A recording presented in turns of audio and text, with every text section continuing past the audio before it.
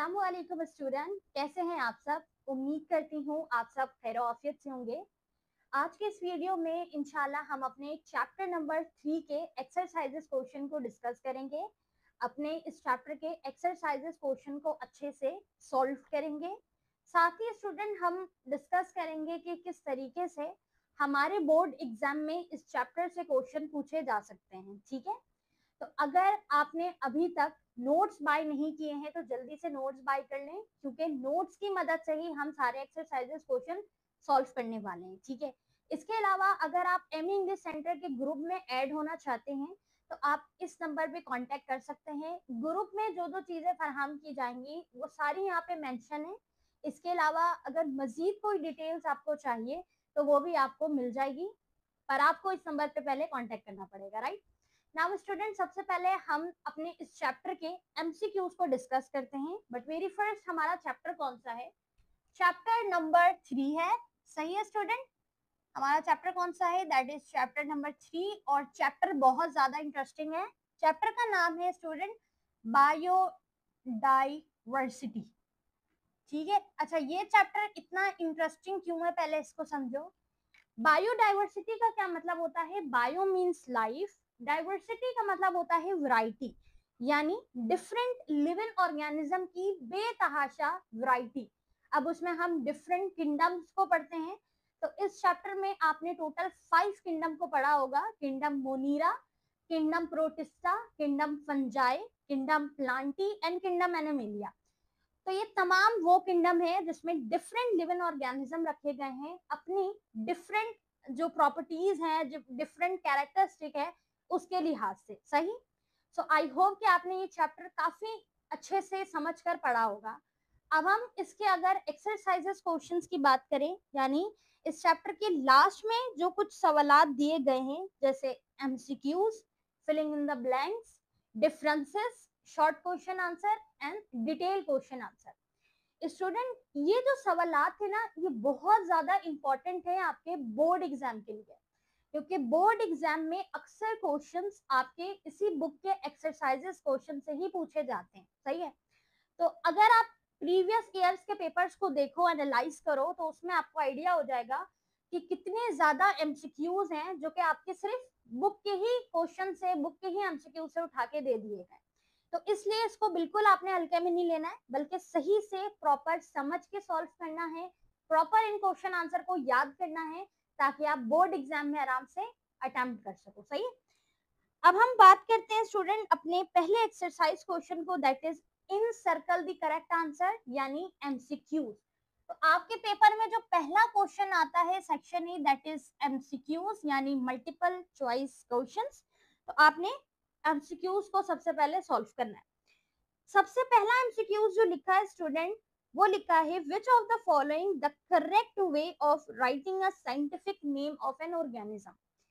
अब यहाँ पे 4 ऑप्शन दिए गए हैं और इसमें पूछा गया है कि सबसे ज्यादा करेक्ट वे, सही तरीका क्या है किसी भी साइंटिफिक नेम को लिखने का। साइंटिफिक नेम क्या होता है? साइंटिफिक नेम ऐसा नाम होता है किसी भी स्पेशी का, किसी भी लिविंग ऑर्गेनिज्म का, चाहे वो प्लांट हो, चाहे वो एनिमल्स हो, चाहे वो बैक्टीरिया हो। तो कोई भी लिविंग ऑर्गेनिज्म है, स्पेशी है, उसका एक नाम होता है जो कि पूरे वर्ल्ड में तमाम जितने भी लोग हैं सब अगर उसके उस नाम को ले तो उसे उसी नाम से जाना जाता है, पहचाना जाता है। तो वो कहलाता है उसका साइंटिफिक नेम। सही है, जैसे बिल्कुल आम एग्जाम्पल, अगर हम इसकी सादा एग्जाम्पल देखें तो हम तमाम ह्यूमन बींग्स हैं। ठीक है, ह्यूमन बींग्स जो बेसिकली हम हैं, ये तो इंग्लिश का वर्ड हो गया ना, इंग्लिश का नाम हो गया। हम इंसान जो है, ह्यूमन बीइंग एक लिविंग ऑर्गेनिज्म है। अब हम सबके अपने अपने डिफरेंट नाम हैं। सही है, जिस नाम से हमें आइडेंटिफाई किया जाता है। सही है, अब अगर हम ह्यूमन बीइंग के साइंटिफिक के नाम को देखें, साइंटिफिक नेम को डिस्कस करें, तो ये हमारे पास क्या कहलाता है? Homo sapiens. सही है, that is the scientific name of human beings. तो अब पूरे वर्ल्ड में जहां पे इंग्लिश नहीं बोली जाती, उर्दू नहीं बोली जाती, कोई और लैंग्वेज बोली जाती है, तो वहां पे अगर हमें किसी ह्यूमन बीइंग को मुखातिब करना हो, ह्यूमन बीइंग के बारे में बात करना हो, कि हम इंसानों के बारे में बात करें, तो फिर हम वो वहां पे क्या बोलेंगे? हमें उनकी लैंग्वेज तो नहीं आती ना, तो हम क्या बोलेंगे? हम वहां पे साइंटिफिक नेम का इस्तेमाल करेंगे, तो सब उसे क्या करेंगे, समझ जाएंगे कि भाई यहाँ पे ह्यूमन बींग्स यानी इंसानों की बात हो रही है, सही है। तो साइंटिफिक नेम जो होता है वो हर ऑर्गेनिज्म का, हर स्पेशी का इंडिविजुअल होता है, यानी वो किसी और स्पेशी का नहीं रखा जाएगा, सही है। इसे हम कहते हैं साइंटिफिक नेम, जो कि साइंटिस्ट एक स्पेसिफिक नाम रखते हैं।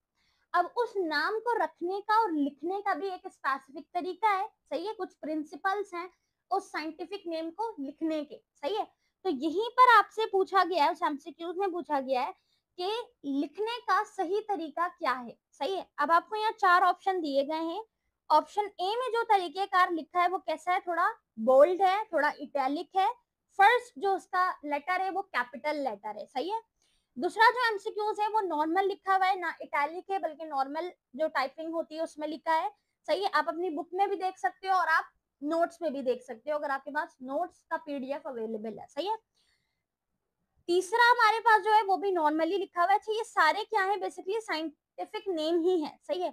अब इसमें जो ऑप्शन ए है अगर आप उसको ऑब्जर्व करो तो उसमें थोड़ी सी चेंजेस है। क्या है, पहली चीज कि पहला लेटर कैपिटल है और दूसरी चीज थोड़ा सा इटैलिक है।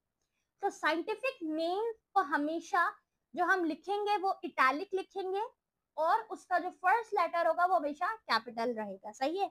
तो यहाँ पर जो एमसीक्यूज नंबर 1 का करेक्ट ऑप्शन है दैट इज ऑप्शन ए, ठीक है।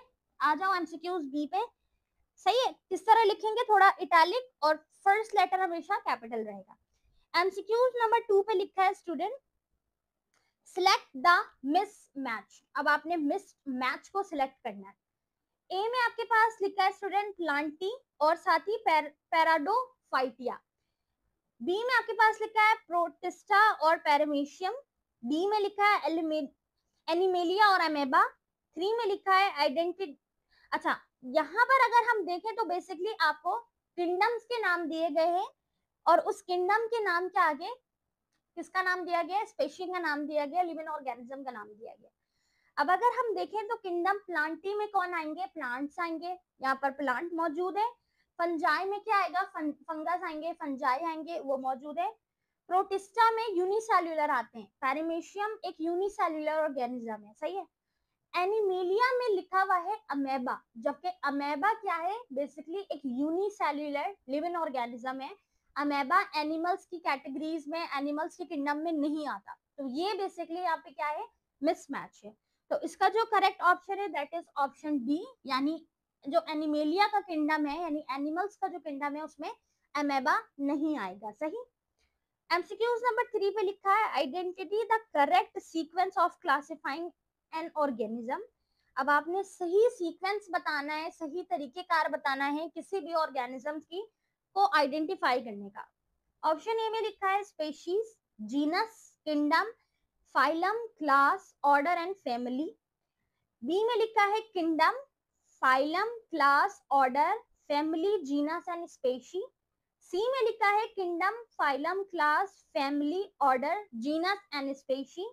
डी में लिखा है species, genus, class, phylum, order, kingdom and family. तो इसका जो करेक्ट ऑप्शन है दैट इज ऑप्शन बी। क्यों, क्योंकि यहाँ पर आपसे करेक्ट सीक्वेंस पूछी गई है। तो हमेशा याद रखिएगा कि जो हमारे पास करेक्ट सीक्वेंस होती है क्लासिफाइंग ऑफ ऑर्गेनिज्म की, यानी ऑर्गेनिज्म की क्लासिफिकेशन की, उसमें सबसे छोटा जो हमारे पास क्लासिफिकेशन होती है वो स्पेशीज से होती है, स्पेशीज शुरू होती है। सबसे जो लास्ट और सबसे जो टॉप हमारे पास बेसिकली जो क्लासिफिकेशन होती है वो किंगडम की होती है, सही है।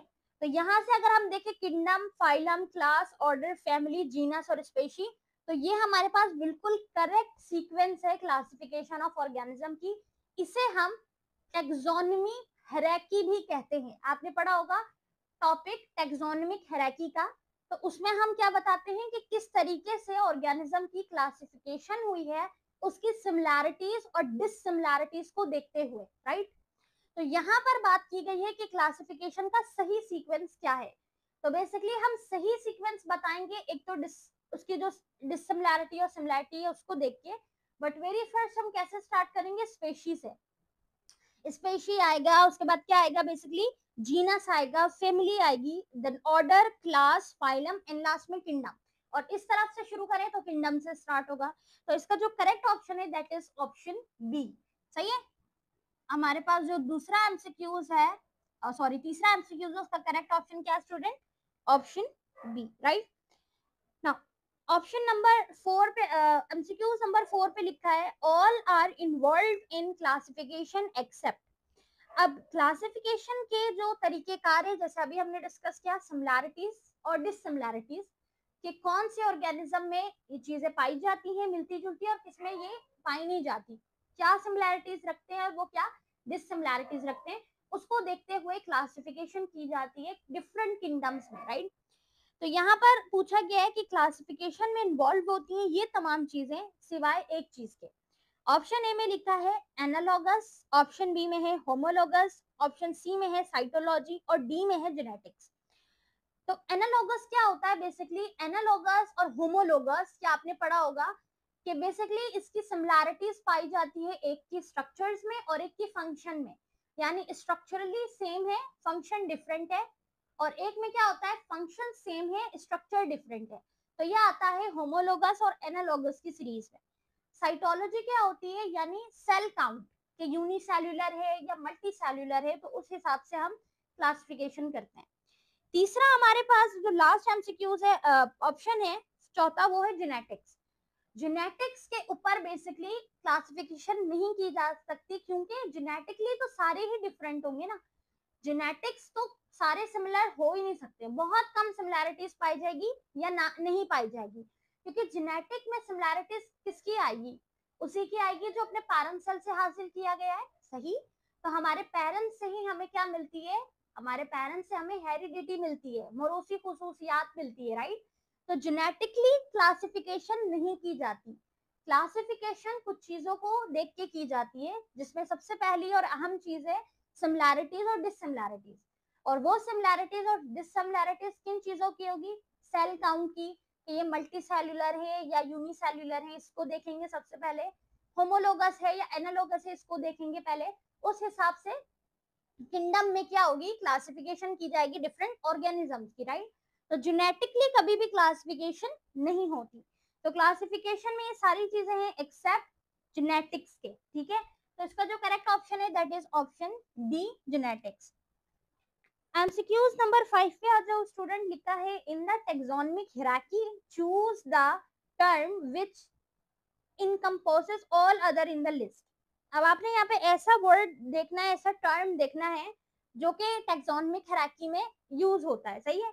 पहला वर्ड है जीनस, दूसरा है स्पेशी, तीसरा है ऑर्डर और चौथा है क्लास।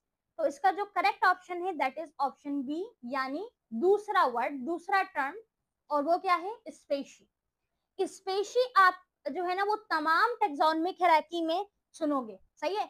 किंगडम की बात की जाए तो उसमें भी हम स्पेशी का जिक्र करते हैं, फिर स्पेशी एक अलग से उस हियरार्की का नाम है, फिर जीनस में भी हम स्पेशी को ही देखते हैं ना। तो बात तो स्पेशी की ही की जा रही है, सही है। स्पेशी क्या है? हम ह्यूमन बीइंग है, हम जो है वो आ जाते हैं एनिमल्स की कैटेगरी में, सही है। इसके अलावा हमारे पास क्या है स्टूडेंट? प्लांट्स है, ये स्पेशी कहलाएंगे। कुछ बैक्टीरिया है, सही है, ये तमाम स्पेशी कहलाएंगे। कुछ हमारे पास जो है वो प्रोटिस्टा में जो आते हैं यूनिसेल्युलर हैं। कुछ हमारे पास क्या है स्टूडेंट? फंजाई है।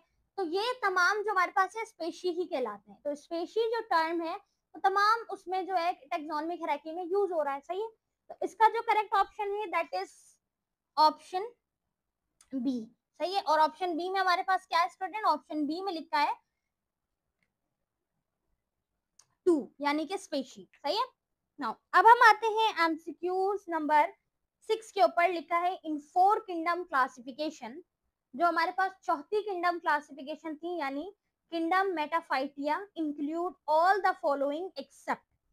उसमें तमाम ऑर्गेनिजम्स जो है या स्पेशी जो है वो इंक्लूड थे सिवाय एक के। पहला है एल्गा, दूसरा है एल्जी या एल्गा, दूसरा हमारे पास है एंजियोस्पर्म, फिर है जिम्नोस्पर्म, बायरोफाइट। अच्छा, ये हमारे पास एंजियोस्पर्म, जिम्नोस्पर्म, बायरोफाइट, इसको पढ़ के आपको अंदाजा हो गया होगा कि ये किंगडम प्लांटी की बात की जा रही है। चौथा किंगडम, चौथी क्लासिफिकेशन जो थी वो कौन सी थी? प्लांटी के ऊपर थी, प्लांट्स के ऊपर थी। पांचवा किंगडम एनिमल्स के ऊपर है। तो यहाँ पर किंगडम प्लांटी की बात की जा रही है, जिसे हम मेटाफाइटिया भी कहते हैं, याद रखिएगा, विच इज वेरी इंपॉर्टेंट, कि हम चौथे किंगडम को यानी किंगडम प्लांटिया को क्या कहते हैं? मेटाफाइटिया भी कहते हैं। तो यहाँ पर तमाम स्पेशी इंक्लूड है एक के, जो कि हमारे पास एल्गा, यानी एमसीक्यूज ऑप्शन ए सही है कि इसमें एल्गा नहीं आता। एंजियोस्पर्म और जिम्नोस्पर्म क्या फर्क है? एक फ्लावरिंग प्लांट है, एक नॉन फ्लावरिंग प्लांट है। वो प्लांट जो कि क्या करते हैं, फ्लावर को प्रोड्यूस करते हैं, और वो प्लांट जो फ्लावर को प्रोड्यूस नहीं करते। तो एंजियोस्पर्म एंड जिम्नोस्पर्म दोनों आएंगे प्लांटिया के किंगडम में, एल्गा नहीं आएगा, सही है। तो इसका जो करेक्ट ऑप्शन है that is option A, right. Now move on MCQs number 7, that is in 5 kingdom system virus placed in। पांचवे किंगडम जो है हमारे पास, या आप कह लो इन पूरे पांचवे किंगडम में जो 5 किंगडम है, इसमें वायरस कहां पर प्लेस्ड होता है, यानी किस किंगडम में वायरस को रखा गया है। पहला किंगडम मोनीरा, दूसरा प्रोटिस्टा, तीसरा प्लांटी और चौथा नन ऑफ दीज। तो इनमें से कौन सा हमारे पास किंगडम है जिसमें वायरस को रखा गया है? तो जैसा कि हमने डिस्कस किया कि वायरस जो होता है बेसिकली वो लिविंग सेल नहीं होता, इसलिए उसे किसी भी किंगडम में नहीं रखा गया, राइट। तो यहाँ पर जो करेक्ट ऑप्शन है that is none of these, किसी भी इन पांचों किंगडम में से किसी भी किंगडम में वायरस को नहीं रखा गया है। और उसका आपसे रीजन भी शॉर्ट क्वेश्चन में पूछा जा सकता है कि क्यों नहीं रखा, तो वो रीजन हम डिस्कस करेंगे कि क्यों नहीं रखा, बट यहाँ पर क्या आएगा, नन ऑफ दीज आएगा, राइट। सो MCQ 7 का जो करेक्ट हमारे पास ऑप्शन है दैट इज ऑप्शन डी, यानी नन ऑफ दीज, राइट। अब आते हैं नंबर 8 MCQs पे, और लिखा है इसमें biological name of cat. Biological name से क्या मुराद है? The scientific name of cat, right. कि जो साइंटिफिक नेम है कैट का वो क्या है? ऑप्शन ए में लिखा है फीलस कैटस, तो यही इसका करेक्ट ऑप्शन है। सी में है एलम सीफा, सही है। तो ये अनियन का है, तो उसका जो करेक्ट ऑप्शन है दैट इज ऑप्शन ए, सही है। साइंटिफिक नेम और बायोलॉजिकल नेम एक ही हम नाम को कहते हैं। साइंटिफिक नेम आ जाए या बायोलॉजिकल नेम आ जाए तो कंफ्यूज नहीं होइएगा। जैसे आपने चैप्टर नंबर 1 पे डिस्कस किया था एमसीक्यूज में, the scientific name of frog is, तो उसका करेक्ट ऑप्शन क्या था? रेना टिग्रीना। तो वहां पे साइंटिफिक वर्ड यूज किया था, यहाँ पे बायोलॉजिकल यूज किया गया है, सही है। नाउ बायोलॉजिकल नेम क्या है, साइंटिफिक नेम क्या है कैट का?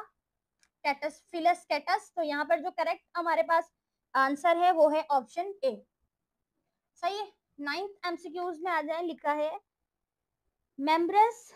members of which kingdom have cell wall and are all heterotrophic। वो कौन से हमारे पास मेंबर्स हैं और किस किंगडम के मेंबर्स हैं जिनके पास सेल वॉल तो है लेकिन वो सेल वॉल तमाम हेट्रोट्रॉफिक है, सही है। तो सेल वॉल हमारे पास प्लांट के पास भी होते हैं लेकिन वो सेल्यूलोज के बने होते हैं, पर यहाँ पे हेट्रोट्रॉफिक की बात की गई है, विच मीन कि प्लांटी तो बिल्कुल भी नहीं है। मोनीरा और प्रोटिस्टा में सेल वॉल नहीं होता। जबकि हम बात करें ऑप्शन डी की फंजाई, तो फंजाई वो किंगडम है जिसके जो मेंबर्स हैं या स्पेशी हैं उनके पास सेल वॉल भी होता है, वो भी हाइड्रोफाइट्स, सही है, सही है। तो यहाँ पे जो हाइड्रोट्रॉफिक्स यानी कि जिसका करेक्ट ऑप्शन होगा that is option D fungi, सही है। हाइड्रोट्रॉफिक होंगे और प्लस सेल वॉल कंटेन करेंगे, सही है। लास्ट एमसीक्यूज है biodiversity is affected with. Biodiversity किससे इफेक्ट होती है? पहला ऑप्शन है पॉल्यूशन, दूसरा है डिफॉरेस्टेशन, और तीसरा हमारे पास जो है that is over hunting. Pollution की वजह से, बहुत ज्यादा आलूदगी की वजह से, जहरीली गैस की वजह से जो हमारे पास बायोडाइवर्सिटी है वो इफेक्ट होती है, बहुत ज्यादा होती है। इसके अलावा डिफॉरेस्टेशन यानी जंगलों की कटाई, बहुत ज्यादा जंगलों की कटाई की वजह से बायोडाइवर्सिटी बहुत ज्यादा डैमेज होती है, बहुत ज्यादा इफेक्टेड होती है। और ओवर हंटिंग, ओवर हंटिंग यानी बेहद बहुत ज्यादा शिकार करना। तो जब बहुत ज्यादा शिकार किया जाएगा ऑर्गेनिजम्स का, स्पेशी का, तो क्या होंगे? इंडेंजर स्पेशी की तरफ आ जाएंगे स्पेशी, तो ये भी बहुत ज्यादा इफेक्ट करेगी। तो इसके जो हमारे पास करेक्ट आंसर है ऑप्शन है that is option D 1, 2 and 3। ये तीनों हमारे पास वो चीजें हैं जो कि वो अमल हैं जो कि बहुत ज्यादा इफेक्ट करते हैं बायोडाइवर्सिटी को, सही है। तो इसका करेक्ट ऑप्शन क्या हो गया हमारे पास 10th MCQs का? दैट इज डी, सही है स्टूडेंट। तो ये हमारे पास थे टोटल 10 MCQs। अब हम बढ़ते हैं स्टूडेंट अपने क्वेश्चन नंबर 2 की तरफ, that is about the filling in the blanks. Filling in the blanks आपके बोर्ड एग्जाम में नहीं आएंगे, लेकिन एक सेकेंड, इसका मतलब ये नहीं कि आपने बुक के एमसीक्यूज को फिलिंग द ब्लैंक को छोड़ देना है, बिल्कुल भी नहीं। क्योंकि आपके जो बुक के फिल इन द ब्लैंक्स है वो एज अ एमसीक्यूज की सूरत में पूछे जा सकते हैं, सही है। तो एमसीक्यूज के लिहाज से आपने फिल इन द ब्लैंक्स को समझना है, सॉल्व करना है, सही है। आप देख लो इसका ब्लैंक्स क्या है, वही उसका क्या है समझो, करेक्ट ऑप्शन है, सही है। तो आपने फिल इन द ब्लैंक्स को छोड़ना नहीं है। बोर्ड के पैटर्न के लिहाज से फिल इन द ब्लैंक्स का क्वेश्चन नहीं आता। बोर्ड का पैटर्न कैसा होगा, 3 सेक्शन होंगे, अब तक तो यही पैटर्न है, आगे जब मॉडल पेपर आएगा तो मजीद डिस्कस करेंगे। सेक्शन ए आपका एमसीक्यूज, सेक्शन बी है शॉर्ट क्वेश्चन, सेक्शन सी है डिटेल क्वेश्चन। शॉर्ट क्वेश्चन में ही डेफिनेशंस आएंगी और शॉर्ट क्वेश्चन में ही डिफरेंसेस आएंगे, ठीक है। इसके अलावा डिटेल क्वेश्चन में आपके पास जो होंगे वो ऑफ कोर्स डिटेल क्वेश्चन होंगे और डायग्राम भी आ सकती है, डिटेल और शॉर्ट दोनों में। फिलिंग इन द ब्लैंक्स आपके एमसीक्यूज में आएगा, एमसीक्यूज की तरह ही पूछा जाएगा, तो इसलिए फिलिंग द ब्लैंक्स को छोड़ना नहीं है, लाजमन इसको भी सॉल्व करना है, ठीक है। तो चलें सॉल्व करते हैं। पहला ब्लैंक्स पूछा गया है, degree of variation within or among the species exist on different region of the earth called। जो डिफरेंट डिग्री है यानी degree of variation different variety of organisms की डिफरेंट रीजन्स, मुख्तलिफ इलाकों में मुख्तलिफ रीजन्स में जो रहते हैं उसे हम क्या कहेंगे, तो उसे हम कहेंगे बायोडाइवर्सिटी, यानी लिविंग ऑर्गेनिज्म की वैरायटी, सही है। तो इसका जो हमारे पास ब्लैंक्स है वो क्या है, बायोडाइवर्सिटी। साथ ही साथ लिख लेती हूँ मैं ताकि आप भी अपने पास लिख लें, सही है। अब हम फिलिंग इन द ब्लैंक्स की तरफ आ गए, ठीक है ना। अगर आपके पास बुक मौजूद है तो कोशिश करें कि बुक अपने पास सामने ओपन कर लें। नोट्स अगर आपने ले लिया है तो नोट्स पीडीएफ में ओपन कर लें, सही है।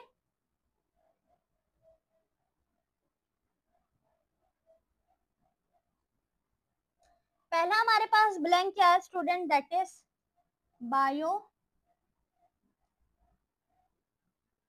बायोडाइवर्सिटी।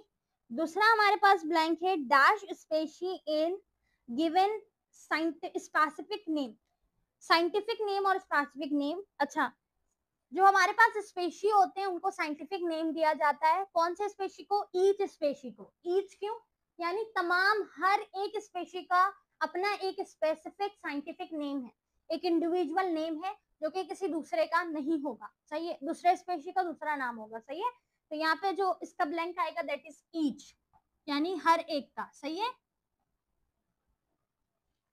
ब्लैंक 3 पे लिखा है dash structure have different function physiology but have similar internal architecture। जो हमारे पास स्ट्रक्चर है, डिफरेंट फंक्शन है, वो हमारे पास क्या है, बेसिकली डिफरेंट है। स्ट्रक्चर के लिहाज से जो स्ट्रक्चर है उसकी बात नहीं करें, हम फंक्शन की बात करें कि जो स्ट्रक्चर है उसका डिफरेंट फंक्शन है, सही है। लेकिन जो उनका इंटरनल आर्किटेक्चर है यानी जो उसको बनाया गया, स्ट्रक्चर बनाया गया वो सेम है, स्ट्रक्चर के लिहाज से सेम है, फंक्शन के लिहाज से मुख्तलिफ है, तो इसे हम क्या कहेंगे, that is called the analogous. Analogous यानी जो स्ट्रक्चर के लिहाज से सेम होते हैं बट फंक्शन मुख्तलिफ होता है, सही है, उसको हम क्या कहते हैं, एनालोगस कहते हैं, सही है। जैसे कि इसकी बेस्ट एग्जांपल है हैंड ऑफ ह्यूमन बीइंग, या आपके लिए arm of human being and the wing of birds, यानी चमगादड़ की जो पर का स्ट्रक्चर है जिससे वो फ्लाई करते हैं वो बेसिकली एक ह्यूमन बीइंग के हाथ के, एक ह्यूमन बीइंग के आर्म की तरह होता है, सही है। लेकिन फंक्शन मुख्तलिफ है, वो अपने विंग से उड़ते हैं, अपने परों से उड़ते हैं, हम अपने जो हाथ है आर्म से उससे एक्टिविटी अपने डिफरेंट वर्क परफॉर्म करते हैं, राइट। हम उड़ते तो नहीं है ना, पर तो नहीं है, ये स्ट्रक्चरली सेम है बट फंक्शनली डिफरेंट है, that is called the analogous, सही है। इसी के अपोजिट अगर बात की जाए तो वो होमोलोगस होंगे, यानी फंक्शन मुख्तलिफ होगा, स्ट्रक्चर सेम, स्ट्रक्चर मुख्तलिफ होगा, फंक्शन सेम होगा, तो वो होमोलोगस हो जाएंगे, सही है। तो ये क्या है, एनालोगस है, सही। तो उसका जो ब्लैंक है दैट इज एनालोगस। ब्लैंक 4 पे लिखा है science of classification is called, जो हम क्लासिफिकेशन करते हैं उस क्लासिफिकेशन को हम क्या कहते हैं, दैट इज टेक्सोनोमी, ठीक है। तो इसका ब्लैंक क्या है हमारे पास, टेक्सोनोमी।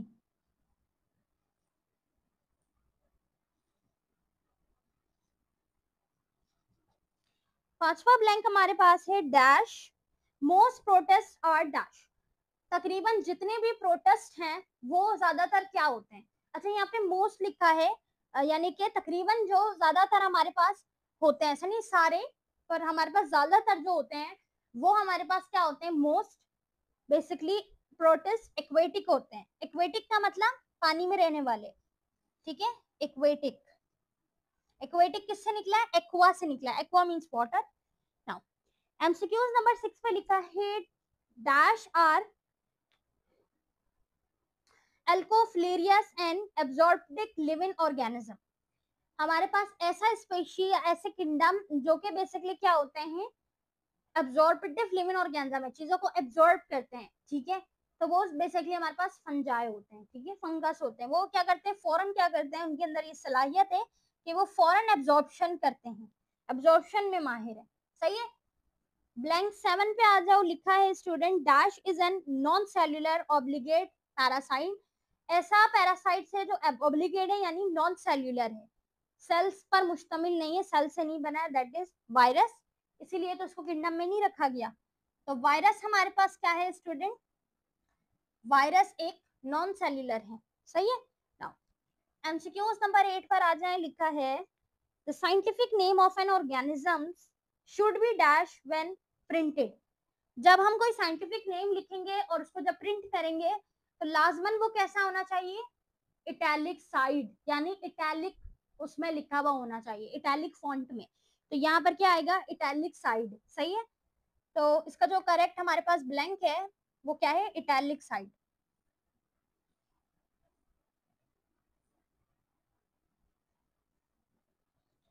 नंबर 9 एमसीक्यूज में लिखा है cutting down of trees called the deforestation. जब आप दरख्तों को काटोगे तो हम उसे क्या कहेंगे, दरख्तों की कटाई, जंगल की कटाई, that is called the deforestation.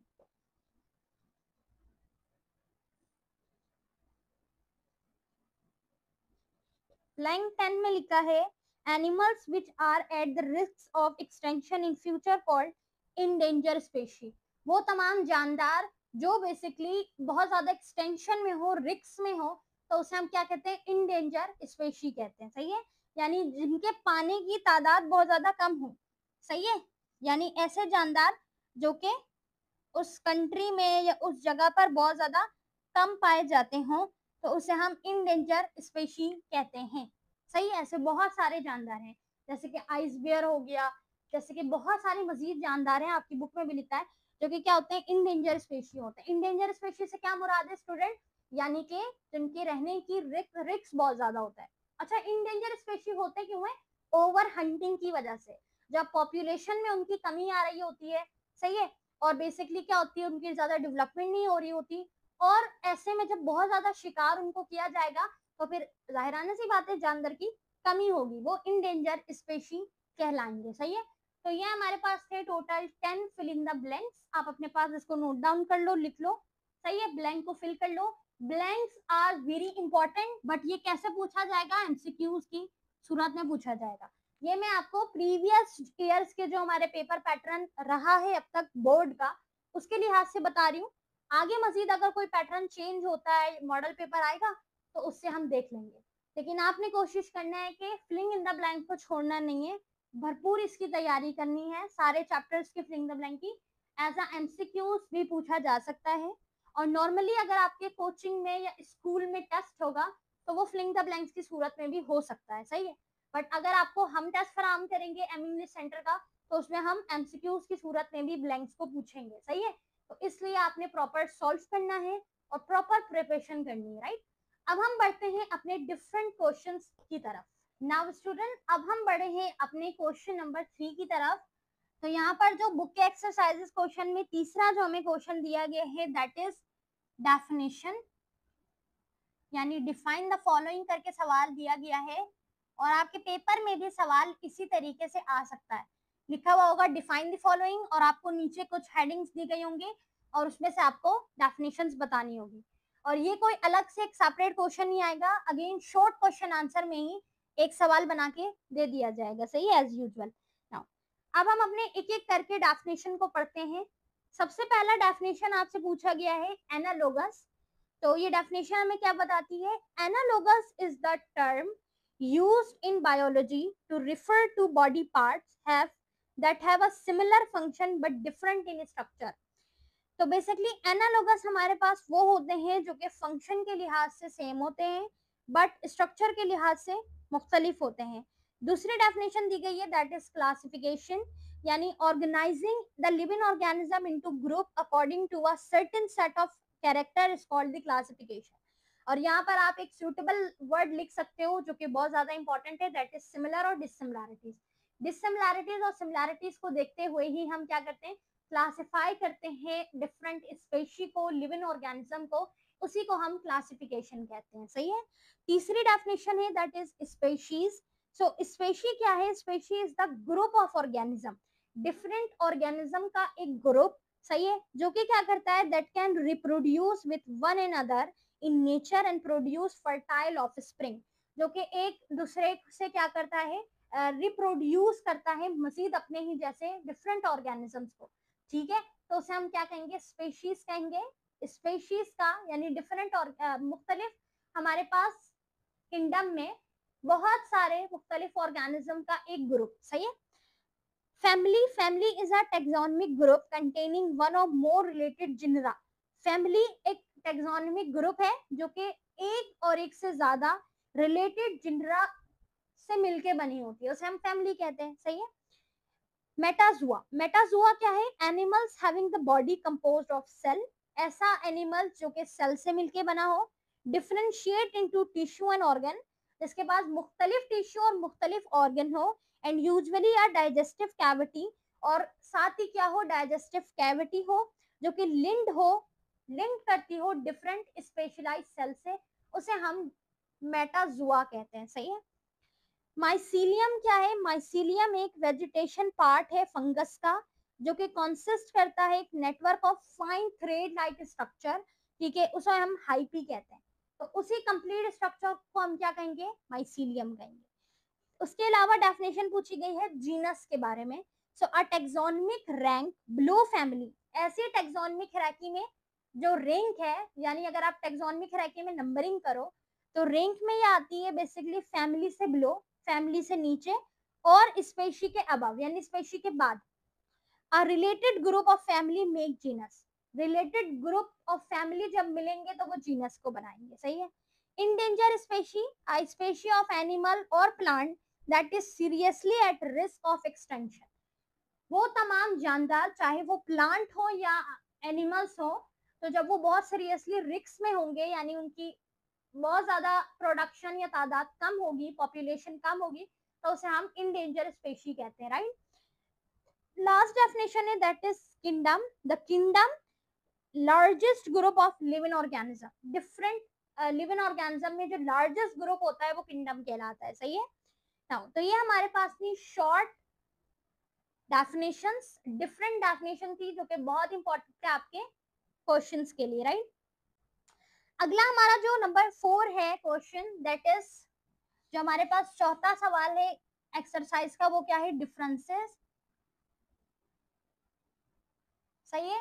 यहाँ पर आपको 3 डिफरेंसेस दिए गए हैं। सबसे पहला है kingdom Plantae and kingdom animalia, plantae kingdom और एनिमेलिया किंगडम।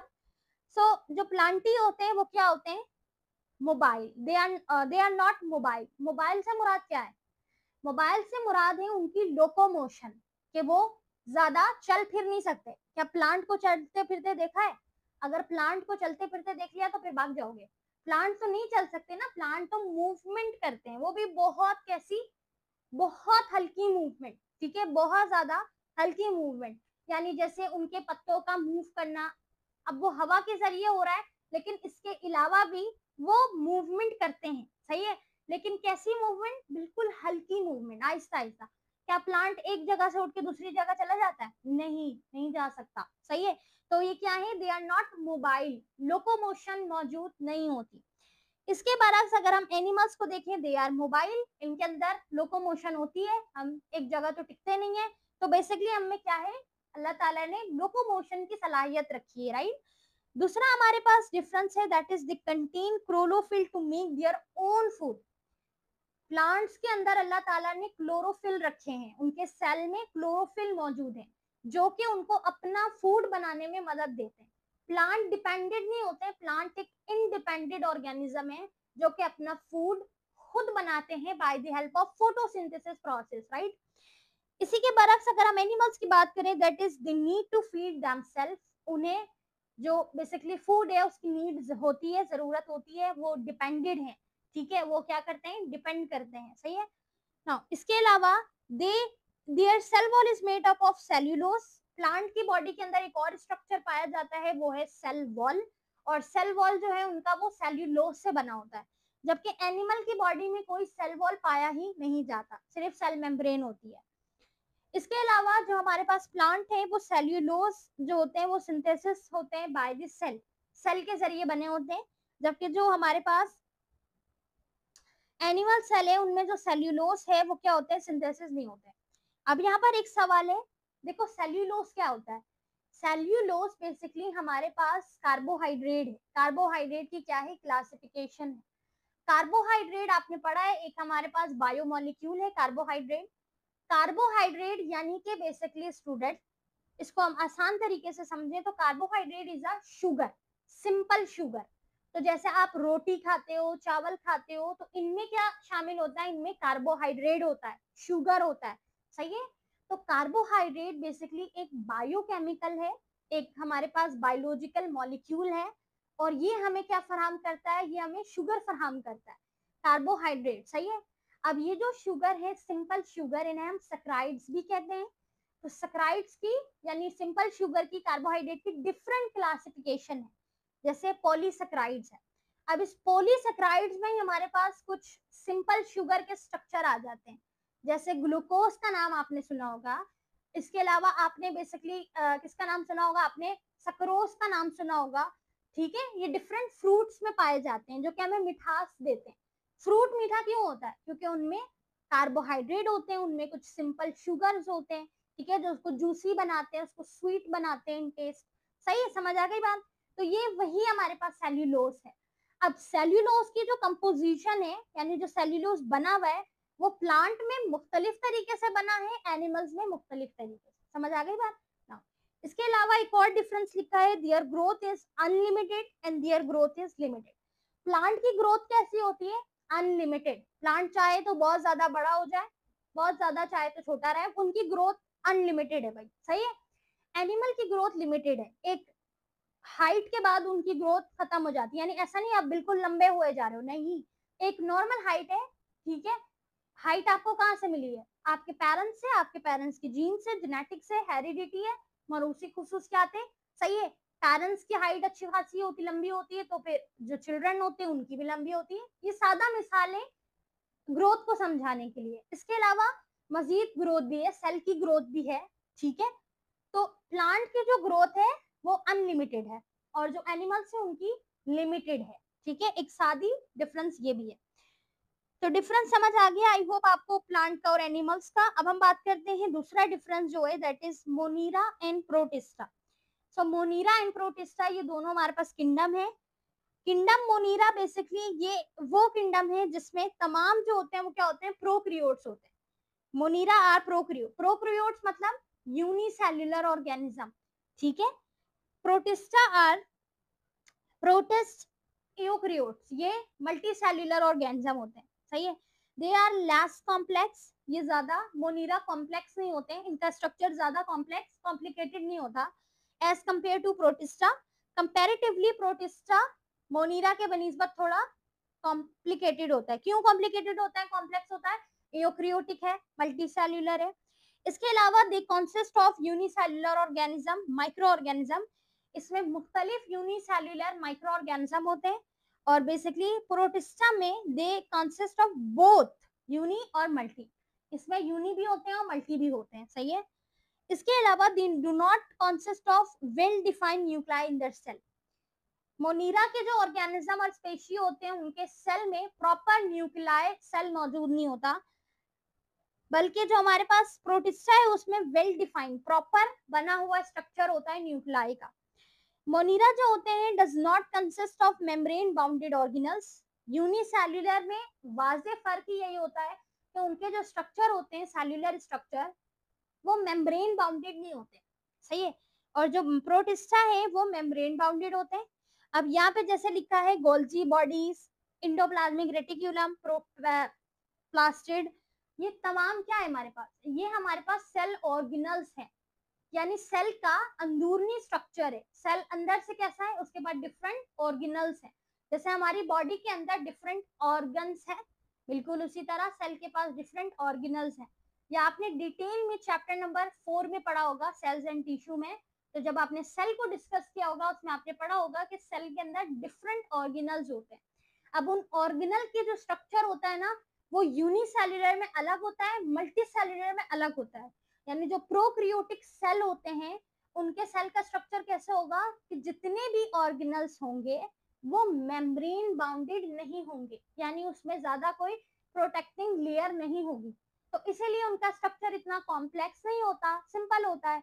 अब जितनी ज्यादा कवरेज होगी, जितना उसमें ऑर्गेनल डिफरेंट ऑर्गेनल्स होंगे, तो इतना स्ट्रक्चर कॉम्प्लिकेटेड होता जाएगा, कॉम्प्लेक्स होता जाएगा। तो यूकैरियोटिक सेल में बेसिकली जितने भी ऑर्गेनल्स हैं स्टूडेंट, वो सारे मेम्ब्रेन बाउंडेड है, विच मींस कि वो क्या है, थोड़े से कॉम्प्लिकेटेड है, कॉम्प्लेक्स है। सही है। नाउ अब हम बात करते हैं अपने लास्ट डिफरेंस की, that is about the kingdom fungi and the kingdom Plantae. Kingdom Plantae यानी प्लांट्स का किंगडम और किंगडम फंजाई, इनके दरमियान क्या फर्क है। किंगडम प्लांटी जो होता है, basically plants have one nucleus पर सेल, एक सेल में एक ही न्यूक्लियस होगा, ठीक है।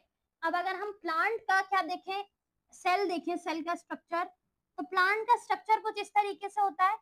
ये है बेसिकली इसका वैक्यूल, जिसमें वो फूड को स्टोरेज करता है, ये है न्यूक्लियस, और इसी तरीके से मजीद आपको इसके एतराफ, इर्द गिर्द, साइटोप्लाज्म में क्या नजर आएगा स्टूडेंट, डिफरेंट सेलुलर ऑर्गेनल्स नजर आएंगे, राइट। ये क्या है, बेसिकली हमारे पास न्यूक्लियस है और एक सेल के अंदर एक ही न्यूक्लियस है। सही है। अब अगर हम बात करें फंजाई की, तो फंजाई के पास सेवरल न्यूक्लियाई होते हैं पर सेल में, यानी उसके एक सेल में मुख्तलिफ न्यूक्लियाई मौजूद होते हैं।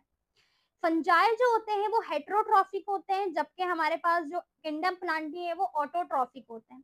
फंजाई जो होते हैं वो फ्यू कुछ होते हैं और स्टोरेज मॉलिक्यूल होते हैं, ठीक है। फंजाई के पास फ्यू या फिर नो स्टोरेज मॉलिक्यूल होता है, यानी फंजाई के सेल में कुछ या तो स्टोरेज मॉलिक्यूल होंगे या नहीं होंगे, जबकि किंगडम प्लांटी में एक स्टार्च है जो कि मेन स्टोरेज मॉलिक्यूल है प्लांट्स का, ठीक है। इसके अलावा their body consist of thread like structure called mycelium. Fungi का जो बॉडी स्ट्रक्चर होता है वो माइसीलियम से मिलकर बना है, और माइसीलियम कैसा होता है देखने में, थ्रेड लाइक स्ट्रक्चर, धागेनुमा स्ट्रक्चर। प्लांटी की बात करें तो प्लांटी के पास ट्रू रूट्स, स्टेम, लीफ और डिफरेंट बॉडी पार्ट है, यानी स्टेम, फ्लावर्स, लीफ, यही क्या है इसका बॉडी पार्ट है, राइट। जबकि उसका क्या होता है, माइसीलियम होता है, thread like structure. They cell wall, the cell wall of fungi is made up of chitin, chitin से मिलके बना होता है इनका सेल वॉल, जबकि प्लांट का सेल वॉल सेल्यूलोज से बना होता है। Starch, cellulose, glucose, sucrose and the chitin, they all are the simple carbohydrate, याद रखिएगा। सही है। तो जो हमारे पास फंजाई होता है स्टूडेंट, उसका जो सेल वॉल बना होता है वो काइटिन से बना होता है, जबकि प्लांट का सेल वॉल सेल्यूलोज से बना होता है, टफ होता है, नॉन डाइजेस्टिव पार्ट होता है। सही है। तो ये हमारे पास हो गया स्टूडेंट डिफरेंसेस। अब हम बात करते हैं अपने इस एक्सरसाइजेस क्वेश्चन में शॉर्ट क्वेश्चन आंसर की। शॉर्ट क्वेश्चन आंसर में टोटल यहाँ पर स्टूडेंट आपको 6 क्वेश्चंस दिए गए हैं। पहला क्वेश्चन पढ़ते हैं, लिखा है why is scientific name necessary. Scientific name की इतनी ज्यादा जरूरत क्यों होती है, या आप ये कह सकते हैं कि साइंटिफिक नेम इतना ज्यादा क्यों जरूरी है। So the answer is scientific naming, scientific names are used to describe various species of organism in the way that is universal to that scientists around the world can easily identify some animals, that is called the binomial nomenclature. Scientific name basically इसलिए जरूरी है ताकि all over the world, पूरे universal में किसी भी scientist को किसी भी कंट्री में किसी भी स्पेशी की अगर जरूरत पड़े स्टूडेंट, तो वो उसका साइंटिफिक नेम ले ले। सही है। आसान है कि जब भी हम बेसिकली किसी दूसरी कंट्री में जाएंगे और हमें वहाँ की लैंग्वेज नहीं आती, सही है, और हमें किसी स्पेशी की जरूरत है, तो हम कैसे आइडेंटिफाई करवाएंगे कि भाई हमें इसकी जरूरत है, हम उसका साइंटिफिक नेम लेंगे। तो साइंटिफिक नेम वो नाम होता है जो पूरे यूनिवर्सल में, पूरे वर्ल्ड में जाना जाता है, सबको पता है कि इस चीज का ये साइंटिफिक नाम है, सही है। अब जैसे कि ह्यूमन बींग्स, हम ह्यूमन बींग इंग्लिश में कह रहे हैं, इंसान हम जो है वो उर्दू जबान में कह रहे हैं, सही है। इसके अलावा मजीद लैंग्वेज में डिफरेंट तरीके से बोला जाएगा। अब हम जाएंगे तो वहां पे कैसे आइडेंटिफाई करेंगे, उसका साइंटिफिक नेम लेके। इसी तरीके से कोई भी स्पेशी है, हम उसको कैसे मुखातिब करेंगे, कैसे हम उसके बारे में जानेंगे, उसके साइंटिफिक नेम से, सही है। तो प्रॉब्लम क्रिएट ना हो इसलिए साइंटिफिक नेम रखा जाता है स्पेशी का, इसीलिए ये बहुत ज्यादा जरूरी है। और इसको हम बेसिकली कहते क्या है, हम इसे कहते हैं बायोनोमल नोमेनक्लेचर, यानी ये बेसिकली नाम रखने का एक तरीका है, सही है। अच्छा, जिस साइंटिस्ट ने इसका नाम रखा था ना, लॉ रखा था ये, और ये तरीकेकार रखा था साइंटिफिक नेमिंग को, बेसिकली उन्होंने क्या करवाया था, इंट्रोड्यूस करवाया था। तो उनका नाम था बेसिकली हमारे पास कार्लस लीनियस नोमेनक्लेचर, तो इस वजह से नाम है बायोनेमियल नोमेनक्लेचर, ठीक है ना। आगे हमारे पास क्या लिखा है स्टूडेंट, क्वेश्चन नंबर 2 में, how living organism are classified into two kingdom classification, किस तरीके से ऑर्गेनिजम्स को दो किंगडम क्लासिफिकेशन में क्लासिफाई किया गया है। तो यहाँ पर आंसर है, the two kingdom classification was proposed by Carolus Linnaeus, Carolus Linnaeus ने ही क्लासिफाई किया था दो किंगडम क्लासिफिकेशन को। ही कैटेगराइज्ड, उन्होंने ये कैटेगराइज किया एंड क्लासिफाइड, और ये क्लासिफाई किया कि जो लिविंग ऑर्गेनिज्म है on the basis of nutrition and mobility. तो उन्होंने दो चीजों को देखते हुए क्लासिफिकेशन की, वो दो चीजें क्या थी, एक थी न्यूट्रिशन और एक था मोबिलिटी, यानी कि ग़िज़ाइयत, कि ये लिविंग ऑर्गेनिज्म ग़िज़ाइयत के तौर पे क्या चीजें इनटेक कर रहे हैं, और दूसरा था मोबिलिटी, यानी लोकोमोशन, चलना फिरना, सही है। तो मूवमेंट और उनकी न्यूट्रिशन यानी ग़िज़ाइयत के ऊपर उन्होंने, कार्लस लीनियस ने टू किंगडम क्लासिफिकेशन को प्रपोज किया, यानी इंट्रोड्यूस करवाया। The living organism were classified into kingdom Plantae and kingdom Animalia, और उस वक्त वो दो किंगडम क्लासिफिकेशन कौन सा था, एक किंगडम प्लांटी था और एक किंगडम एनिमेलिया था, सही है। तो इनमें फर्क किया गया दो चीजों को देखते हुए, एक न्यूट्रिशन को देखते हुए और एक मोबिलिटी को देखते हुए। तो अगर हम मोबिलिटी की बात करें यानी लोकोमोशन की, तो यानी कि जितने भी एनिमल्स हैं, जानदार है, लिविंग ऑर्गेनिज्म है एनिमल्स, प्लांट भी लिविंग ऑर्गेनिज्म है, बट एनिमल्स में हमारे पास दोनों आ जाते हैं, वर्टिब्रेट भी और इनवर्टिब्रेट भी, यानी रीढ़ की हड्डी रखने वाले जानवर भी और बगैर रीढ़ की हड्डी रखने वाले जानवर भी। तो तमाम जो हमारे पास एनिमल्स हैं, उनकी अगर हम मोबिलिटी को देखें, उनकी अगर लोकोमोशन को देखें, तो वो लोकोमोशन रखते हैं, यानी बासानी चलते फिरते हैं, दौड़ते हैं, उड़ते हैं। तो बेसिकली वो हमारे पास लोकोमोशन की कैटेगरी में आ जाते हैं। एनिमल्स तो हो गए, प्लांट जो है वो लोकोमोशन नहीं करते, जानदार है, लेकिन क्या है भाई, उनमें मूवमेंट की ज्यादा सलाहियत नहीं है, प्रॉपर मोबिलिटी नहीं रखते, हल्की हल्की से मूवमेंट करेंगे, प्रॉपर इधर उधर नहीं हो सकते ना, तो वो क्या होंगे, एक कैटेगरी में आ गए, सही है। दूसरी चीज उन्होंने क्या ऑब्जर्व की और बताया, दैट इज न्यूट्रिशन, ग़िज़ाइयत के ऊपर उन्होंने बात की कि प्लांट क्या है, बेसिकली इंडिपेंडेंट है और एनिमल्स डिपेंडेंट है। प्लांट अपना फूड खुद बनाता है bye the help of photosynthesis process, जबकि एनिमल्स अपना फूड खुद नहीं बनाता, सही है। अब ये नहीं बोलना कि एनिमल्स तो भाई कुकिंग, जो हम एनिमल्स में ही हम ह्यूमन बीइंग आ जाते हैं ना, तो हम तो कुकिंग करते हैं, अपना खाना खुद बनाते हैं। तो खाना बनाने के लिए जो इंग्रेडिएंट्स की जरूरत होती है वो हम खुद तो नहीं लाते ना, उसके लिए हम दूसरे जानदार पे डिपेंडेंट होते हैं। जैसे हम ह्यूमन बीइंग, हम हार्बीवारस भी हैं, कार्निवारस भी हैं, ठीक है। तो हम क्या करते हैं भाई, प्लांट्स जो हम, हमारे पास डिफरेंट वेजिटेबल्स हैं, फ्रूट्स हैं, वो कहाँ से मिल रही है, प्लांट से मिल रही है। इसके अलावा हम मीट खाते हैं, कार्डिवारस यानी हम गोश्त खोर भी है, चिकन भी खा रहे हैं, मटन भी खा रहे हैं, बीफ भी खा रहे हैं, सब खा रहे हैं। कहाँ से आ रहा है ये डिफरेंट ऑर्गेनिज्म से हासिल हो रहा है, that is called the food chain, सही है। तो इन दोनों चीजों के ऊपर क्या किया उन्होंने, कार्लस लीनियस ने बेसिकली प्रपोज करवाई अपनी टू किंगडम क्लासिफिकेशन, याद रखिएगा। अच्छा, पहली चीज इसमें क्या है अहम है याद रखने वाली, कि ये टू किंगडम क्लासिफिकेशन कौन से स्पेशी के ऊपर हुई, प्लांट और एनिमल्स के ऊपर, एनिमेलिया एंड प्लांटी, राइट। किस चीज को देखते हुए हुई, मोबिलिटी और न्यूट्रिशन को देखते हुए, सही है। अब आ जाओ स्टूडेंट क्वेश्चन नंबर 3 पे, that is why is the virus not placed in any kingdom. क्यों वायरस को किसी भी किंगडम में नहीं रखा गया? तो इसका आंसर है virus is very different organism. Virus एक बहुत मुख्तलिफ ऑर्गेनिज्म है। It does not consist of cell, जो कि सेल के ऊपर मुश्तमिल नहीं है, यानी सेल से मिलकर नहीं बना। सही है। It consist be said to be living और नॉन लिविंग। हम इसे लिविंग भी कह सकते हैं और नॉन लिविंग भी कह सकते हैं, बिकॉज क्योंकि it is living while in the living organism and non living while out of the living organism body. So characteristics of a virus does not match with any kingdom of living, that is why it's not included in any kingdom. अब ये आसान अल्फाज में अगर हम समझे तो ये कह रहे हैं कि वायरस को किसी भी किंगडम में क्यों नहीं प्लेस किया गया। तो उसका आंसर ये है स्टूडेंट, पहली चीज कि वायरस कोई लिविंग ऑर्गेनिज्म नहीं है। अब हम उसको क्या नॉन लिविंग कहेंगे? नहीं, हम उसको नॉन लिविंग भी नहीं कह सकते। क्यों?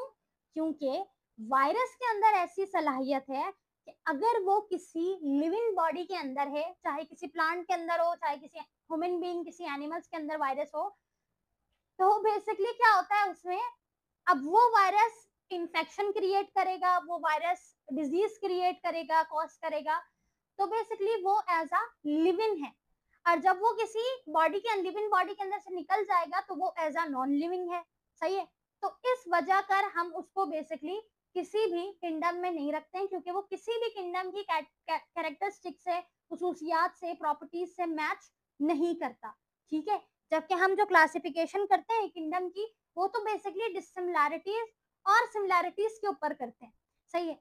अब इसकी तो कोई कैरेक्टरिस्टिक मिल ही नहीं रही, नहीं मैच ही नहीं हो रही, तो हम कैसे रखेंगे? इस वजह का वायरस को किसी भी किंगडम में नहीं रखा गया। ठीक है।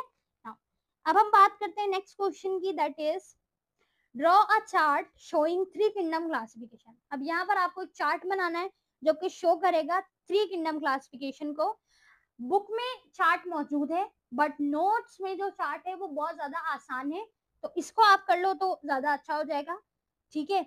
लिखा है living beings are classified on the basis of unicellularity and multicellularity into 3 kingdom. सबसे पहले आपने ये बताना है कि 3 किंगडम सिस्टम में किस तरीके से क्लासिफाई किया गया है।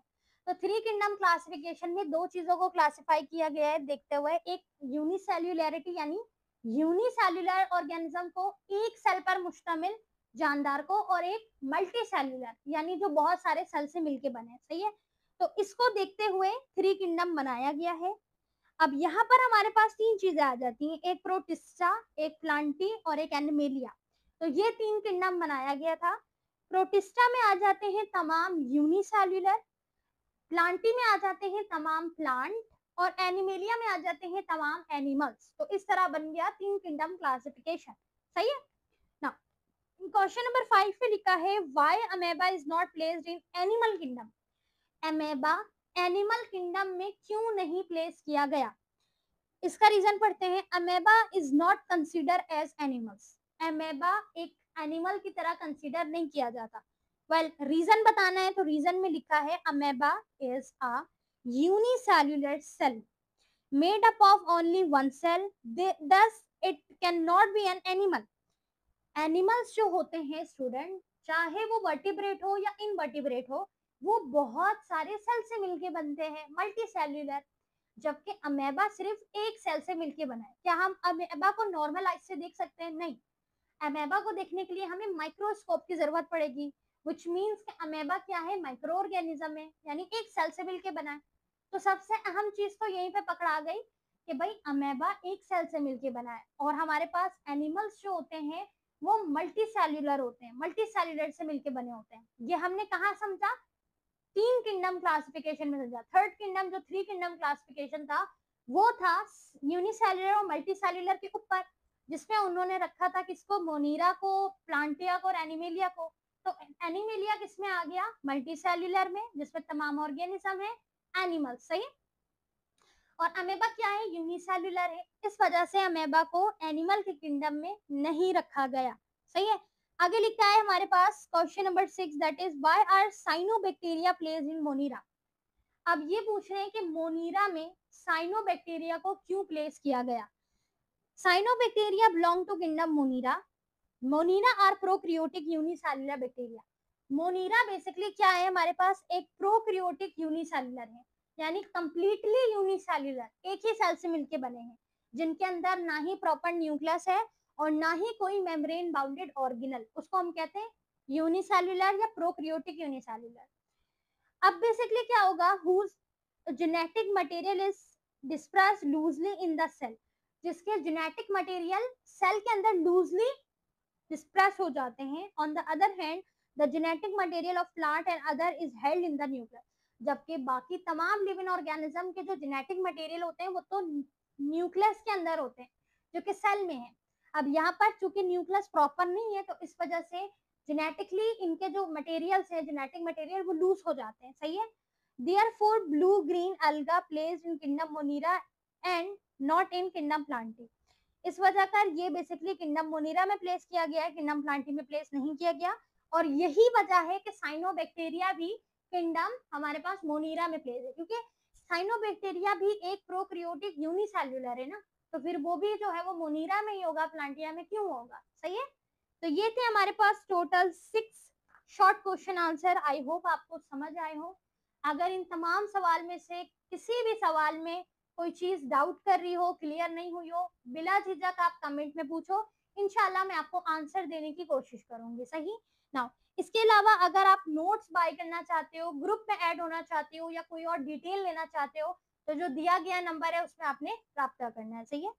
अब स्टूडेंट हम बढ़ते हैं अपने डिटेल यानी लॉन्ग क्वेश्चन आंसर की तरफ। हमारे पास टोटल 3 क्वेश्चन दिए गए हैं। पहला सवाल है describe in detail 5 kingdom classification. Very very important question, आपके लॉन्ग क्वेश्चन बोर्ड के पेपर में आ सकता है। 5 किंगडम बताना है आपने। जो पहला हमारे पास, अगर हम इसकी हिस्ट्री को थोड़ा सा पढ़ें तो लिखा है Robert vector in 1969 classify the organism into 5 kingdom.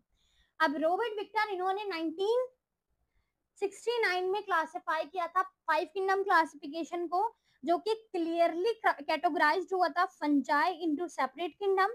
This system of classification was based on, अब अहम चीज ये है कि ये जो 5 किंगडम क्लासिफिकेशन बनाई गई वो किस चीज को देखते हुए बनाई गई, तो 2 चीजें इसकी बेस थी।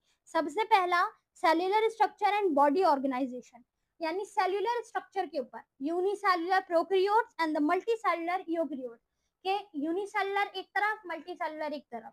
इसके अलावा मोड ऑफ न्यूट्रिशन, अब मोड ऑफ न्यूट्रिशन को, ग़िज़ाइयत को देखते हुए भी बनाई गई थी कि ऑटोट्रॉफिक प्लांट्स और इनडाइजेस्टिव हेटरोट्रॉफिक एनिमल्स, एब्जॉर्बेटिव हेटरोट्रॉफिक फंजाई किस तरीके से अपनी ग़िज़ाइयत को लेते हैं। तो ये 2 चीजें देखकर ही क्या बनाई गई थी, 5 किंगडम क्लासिफिकेशन, यानी 5 डिफरेंट स्पीशीज को डिफरेंट क्लासिफिकेशन में क्लासिफाइड किया गया था, कैटेगराइज किया गया था, सही है। वो 2 चीजें क्या थी, किस चीज के ऊपर किया गया था, एक उनकी मोड ऑफ न्यूट्रिशन के ऊपर, ग़िज़ाइयत के ऊपर, और एक उनकी किसके ऊपर, सेल्यूलर स्ट्रक्चर के ऊपर, सही। देखो शुरू से जो ऑर्गेनिजम्स को और डिफरेंट किंगडम को बनाया गया ना, किंगडम 1 से लेके, तो वो इन्हीं दोनों चीजों को देखते हुए बनाया गया है। हम बार बार क्लासिफिकेशन में सिमिलैरिटीज और डिससिमिलैरिटीज का जिक्र इसी चीजों को देखते हुए करते हैं कि इनके स्ट्रक्चर में कितनी सिमिलैरिटीज है और कितनी डिससिमिलैरिटीज है, और इनके मोड ऑफ न्यूट्रिशन में कितनी सिमिलैरिटीज और कितनी डिससिमिलैरिटीज है। अब तक जो 2 किंगडम बने थे या 3 किंगडम बने थे, वो बेसिकली जैसे जैसे ऑर्गेनिज्म डिस्कवर हुए या जैसे जैसे ऑर्गेनिजम्स की कैरेक्टरिस्टिक समझ में आती गई साइंटिस्ट को, उस हिसाब से उन्होंने किंगडम बनाया, सही। अब 5 किंगडम निकल गए तो फिर उस 5 स्पेशी निकले मुख्तलिफ, तो 5 किंगडम बना, सही है।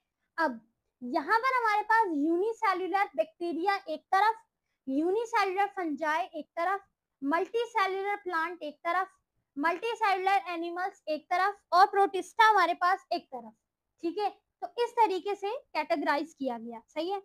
अब यहाँ पर लिखा है, एक एक करके पढ़ते हैं। पहला किंगडम मोनीरा, इसमें शामिल है तमाम प्रोकैरियोटिक जैसे बैक्टीरिया और साइनोबैक्टीरिया।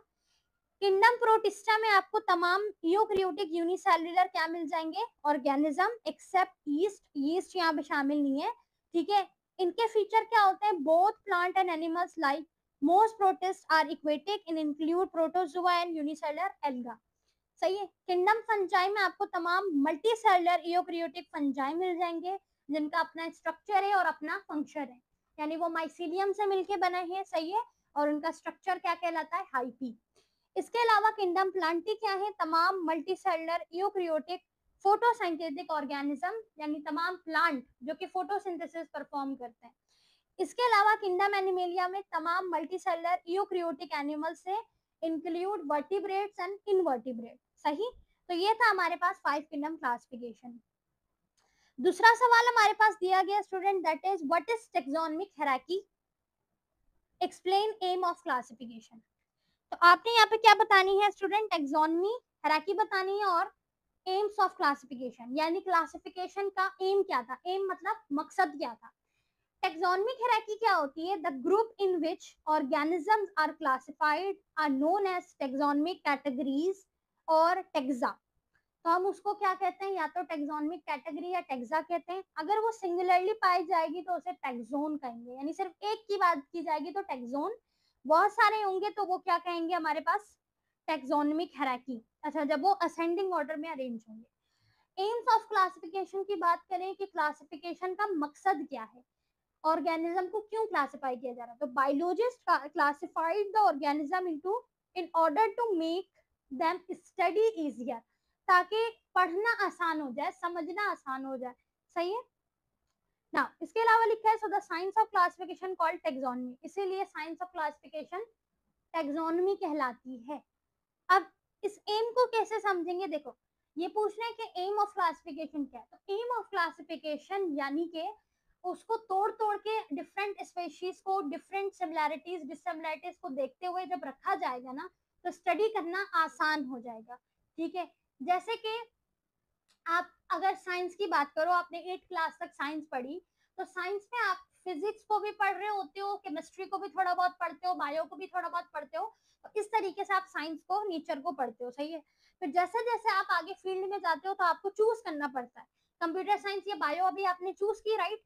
इस तरीके से आगे आपके पास मजीद क्या आएंगी, ब्रॉड अपॉर्चुनिटी आएगी, मजीद आपके पास मजीद ऑप्शंस आएंगे कि आप क्या चूज करते हो। तो ये डिफरेंट ब्रांचेस ही तो है ना साइंस की। अब ये डिफरेंट ब्रांचेस क्यों बनाई गई, ताकि पढ़ना आसान हो जाए। ठीक है, कि हम भाई एनर्जी को एक जगह पढ़ लेंगे फिजिक्स में, कैलकुलेशन को मैथ्स में पढ़ लेंगे। सही है, कंप्यूटर की प्रोग्रामिंग को हम किस में पढ़ लेंगे, कंप्यूटर साइंस में पढ़ लेंगे, लिविंग ऑर्गेनिज्म को बायोलॉजी में पढ़ लेंगे, राइट। तो देयर इज क्या है हमारे पास, डिफरेंट ब्रांचेस, जो कि डिफरेंट हमारे पास जो है वो इसको डिस्कस करती है, फिनोमेना को पढ़ती है, समझती है, डिस्कस करती है। सही है, तो इसी तरीके से क्लासिफिकेशन क्यों की जाती है लिविंग ऑर्गेनिज्म की, ताकि उनका पढ़ना और समझना आसान हो जाए, यही मकसद है क्लासिफिकेशन का। सही है स्टूडेंट ना। जैसे हमारा मकसद आपको प्रॉपर लेक्चर फराहम करना है, क्यों, ताकि आपकी अच्छी से तैयारी हो जाए बोर्ड की। सही है, आपने अपना यहाँ पे वक्त लगाया है तो आप अच्छे से पढ़ के जाओ, समझ के जाओ। तो हर काम के पीछे क्या है, एक एम है, एक मकसद है। सही है, बिना विजन के, बिना मकसद के तो फिर काम होगा ही नहीं। सही है, तो इसलिए एक आपने क्लियर अपना गोल सेट करना है, गोल बनाना है, और इसलिए आपने पढ़ना है, मेहनत करनी है, राइट। तो इसीलिए यहाँ पर क्लासिफिकेशन का भी यही मकसद है। क्वेश्चन नंबर हमारे पास जो 3 है, that is describe the effect of deforestation on biodiversity. सही है, अच्छा यहाँ पर एक और चीज भी है, दैट इज कि ये जो एम हमने अभी डिस्कस किया, ये एम हमें दो चीजें भी बताती हैं। क्लासिफिकेशन की बात हो रही है, यहाँ पे दो चीजें भी बताती है। पहला, ये हमें बताती है डिससिमिलैरिटीज और सिमिलैरिटीज, जो कि मदद देती है हमारी इस स्टडी को आसान बनाने में। दूसरी चीज स्टूडेंट क्या है, to find the evolutionary relationship among organism, organism के दरमियान एवोल्यूशनरी रिलेशनशिप को जानने के लिए। अब ये क्या है, जैसे कि डायनासोर पहले थे अब नहीं है, डायनासोर के बारे में कैसे पता चला, बाय द हेल्प ऑफ पैलियोंटोलॉजी, यानी फॉसिल्स की स्टडी की मदद से डायनासोर के बारे में पता चला, राइट। डायनासोर की ही नस्ल, डायनासोर की ही क्लास हमारे पास है, जो डिफरेंट रेप्टाइल्स देखने को मिलते हैं, जैसे क्रोकोडाइल, जैसे लिजर्ड। सही है, जैसे हमारे पास मजीद और इस तरीके के जो रेप्टाइल्स हैं, सही है, जैसे गिरगिट है। तो ये क्या है, डायनासोर की क्लास है। तो एवोल्यूशनरी यानी क्या आएगा, जमाने से वक्त के साथ साथ तब्दील होगी इसकी क्लासिफिकेशन में। तो वो क्लासिफिकेशन हमें एक क्लास से दूसरे क्लास को समझने में, उनके रिलेशनशिप को, उनकी नस्ल को समझने में मदद देंगे। सही है स्टूडेंट। तो जैसे हर इंसान का एक कल्चरल भी होता है ना, जेनेटिकली भी आ रहा है और फिर एक कल्चरल, एक सकाफत भी आ रही है चलते हुए, तो वो उनके तहजीब को, उनके उस रिलेशनशिप को जाहिर करने में मदद देते हैं। तो ये क्लासिफिकेशन का एक मकसद ये भी है कि हम बेसिकली उसकी एवोल्यूशनरी रिलेशनशिप को भी समझ सकें। ठीक है, क्वेश्चन नंबर 3 पे थे हम, डिफॉरेस्टेशन के इफेक्ट समझना था बायोडाइवर्सिटी के ऊपर, यानी जंगल की कटाई का क्या असर पड़ेगा बायोडाइवर्सिटी के ऊपर। सबसे पहले लिखता है effect of deforestation, deforestation result with the great loss in biodiversity. जंगलों की कटाई की वजह से सबसे पहला जो लॉस होगा वो बायोडाइवर्सिटी का होगा, such as increase the concentration of green houses gases, carbon dioxide, methane, water vapour, nitrogen oxide, ETC. सबसे पहला बहुत सारी जहरीली गैसेस का क्या होगा, कंसंट्रेशन बढ़ेगी, क्योंकि प्लांट क्या करता है, कार्बन डाइऑक्साइड को लेता है, ऑक्सीजन को देता है। अब जब प्लांट्स की तादाद कम होगी तो इन्वायरमेंट में जहरीली गैसेस जैसे कि मीथेन हो गया, इसके अलावा कार्बन डाइऑक्साइड हो गया, इसके अलावा वाटर वेपर, नाइट्रोजन ऑक्साइड, ये बढ़ेंगे, सही है, और फिर बीमारियां बढ़ेंगी, which lead to global warming, temperature will be high. इसकी वजह से क्या होगा, ग्लोबल वार्मिंग होगी, टेम्परेचर बहुत ज्यादा बढ़ेगा। अब जब टेम्परेचर बढ़ेगा, जब गर्मी बढ़ेगी, तो जो ग्लेशियर्स हैं वो क्या होंगे, मेल्ट होंगे। ठीक है, which the reason of rising sea level and cause flood. अब यहाँ पर समझो सैलाब जो आता है, या बहुत ज्यादा जो राइजिंग फ्लड होता है, सैलाब आता है, सी लेवल का बढ़ना, राइज होना, ये क्यों होता है?